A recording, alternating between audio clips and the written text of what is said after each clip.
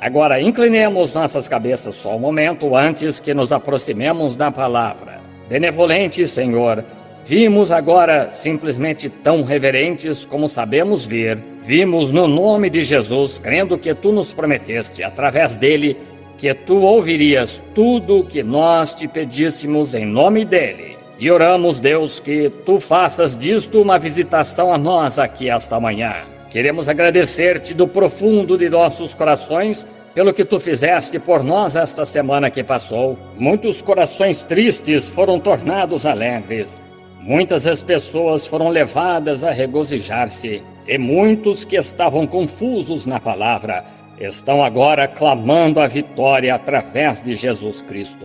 Nós te agradecemos por estas coisas e rogamos, Senhor, que seja hoje outra vez que Tu visites Teu povo. E estamos reunidos aqui de todos, muitos tipos diferentes, eu diria, de igrejas denominacionais, alguns com diferentes crenças, talvez amigavelmente discordando acerca das Escrituras, mas não considerando isso como qualquer barreira em absoluto, ao ponto em que uma irmã judia levantou sua mão. Estamos congregados em lugares celestiais em Cristo Jesus. Rogamos hoje que Teu Espírito seja derramado outra vez sobre nós. Dá-nos um novo batismo esta manhã, Senhor, ou um novo enchimento. E pedimos que Tu cures os enfermos, os aflitos, aqueles que estão necessitados. Aqui está um homem sentado aqui em uma cadeira de rodas. Outros estão lá, quem sabe com problema cardíaco.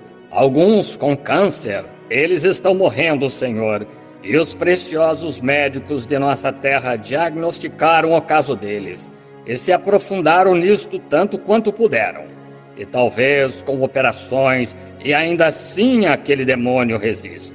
Ele está resolvido a tirar suas vidas. E eles podem cortar em algum lugar com seu bisturi e mãos cuidadosas para tentar ajudar essa pessoa. Mas o demônio fugirá para um outro cantinho e lá irromperá novamente, porque ele é bastante capaz de esconder-se do médico. Mas Deus, Ele não pode esconder-se de ti. Tu sabes exatamente onde ele está, e com a palavra da tua fé e poder ele terá que se mudar. E oramos a ti hoje, Deus, que tu faças toda coisa má deixar as pessoas, para que elas possam ter saúde e desfrutar as bênçãos do Senhor nosso Deus. Porque pedimos isto no nome de Jesus. Amém. Agora, há muitos lenços colocados aqui e oraremos sobre eles. E se você não tem um aqui e deseja um, bem, você simplesmente nos escreva aqui para a Caixa Postal 325 e imediatamente nós o enviaremos direto para você. Isto se encontra no livro de Hebreus, no livro de Atos, capítulo 19, onde nós tomamos lenços e aventais das pessoas para orar sobre eles. Voltemo-nos esta manhã agora nas Escrituras, ao livro de Isaías, primeiro capítulo, Isaías 1, enquanto lemos uma porção da Escritura. E enquanto vocês estão se voltando para este livro para acompanhar-nos na leitura, queremos falar algo acerca do culto de cura que se aproxima. Agora, não procuramos dizer que consideramos cura divina aqui a coisa principal, porque cura divina é uma coisa secundária. Você nunca pode dar a preeminência a uma coisa secundária. Mas cremos que o ministério de Jesus Cristo, 86% dele foi cura divina. E ao conseguir a atenção das pessoas por meio de cura divina, trouxe o entendimento de que ele era Deus. E ele disse: se não podeis crer que eu o sou, então crede nas obras que eu faço.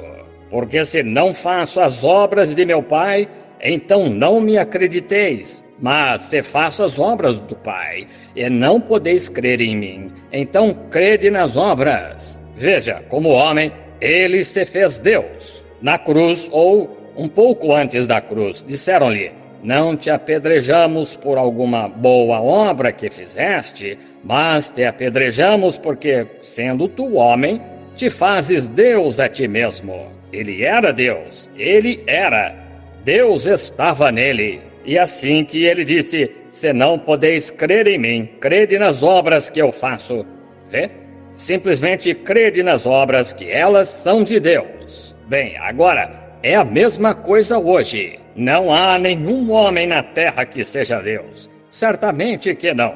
Somos todos seres humanos, todos nascidos em pecado, formados em iniquidade.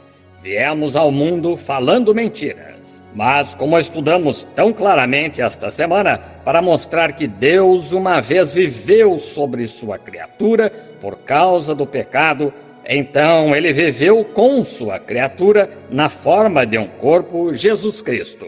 Armou sua tenda entre nós, habitou conosco, feito carne, conosco, para sofrer pecado e dores, agonia e coisas que sofremos. Então ele santificou uma igreja em que ele pudesse habitar. Assim que foi Deus sobre nós, Deus conosco, Deus em nós. Jesus disse, naquele dia conhecereis que estou no Pai.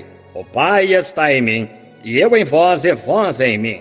E você vê lá, é Deus operando por meio disso. Assim, quando uma pessoa está tão completamente rendida ao Espírito Santo e falando, não é a pessoa falando.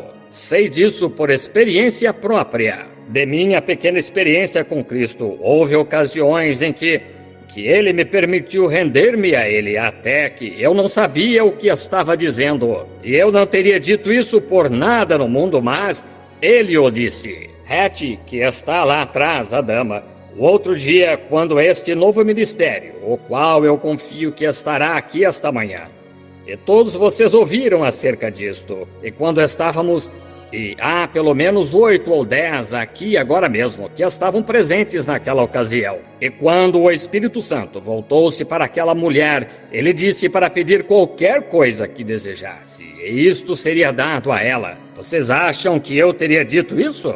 Se eu pudesse, eu diria isso agora mesmo. Mas eu não poderia dizer isso. E eu tremi, eu estava tão debilitado. O irmão Bankswood, aí de pé, estava sentado ao meu lado.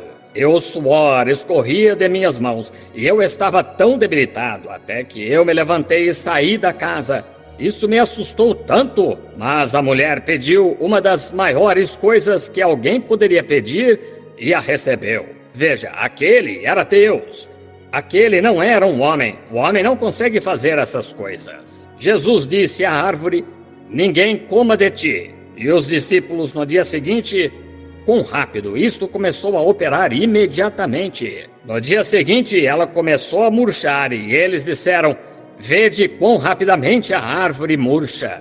E ele disse, tende fé em Deus, porque verdadeiramente eu vos digo, se vós, não se eu, mas se vós, qualquer que disser a esta montanha, ergue-te, e não duvidar, mas crer que se fará aquilo que diz, tudo o que disser lhe será feito.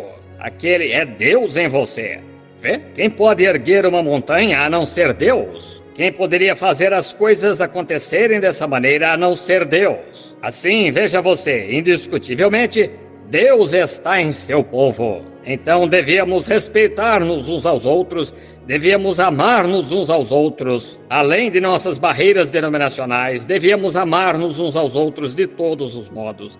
Não importa se não conseguimos estar de acordo. Possivelmente os apóstolos, eles não conseguiam estar de acordo. Eles queriam saber quem ia ser o maior e muitas outras coisas. João, Marcos e Paulo lá, eles tiveram e Pedro e Paulo tiveram uma discórdia, mas os laços do amor. É por isso que estamos tentando contender hoje que todos os metodistas, batistas, presbiterianos, luteranos, o que quer que seja, estamos todos juntos como uma unidade cristã. Agora estamos tentando ficar cheios do Espírito para nos movermos até mais perto de Deus. Essa é a visão. Agora, vocês localizaram Isaías 1? Comecemos com o versículo 14. E vou tomar um tema, o Senhor permitindo, do versículo 18 para traçar meu contexto. As vossas luas novas e as vossas solenidades as aborrece a minha alma. Já me são pesadas. Já estou cansado de as sofrer. Pelo que quando estendeis as vossas mãos,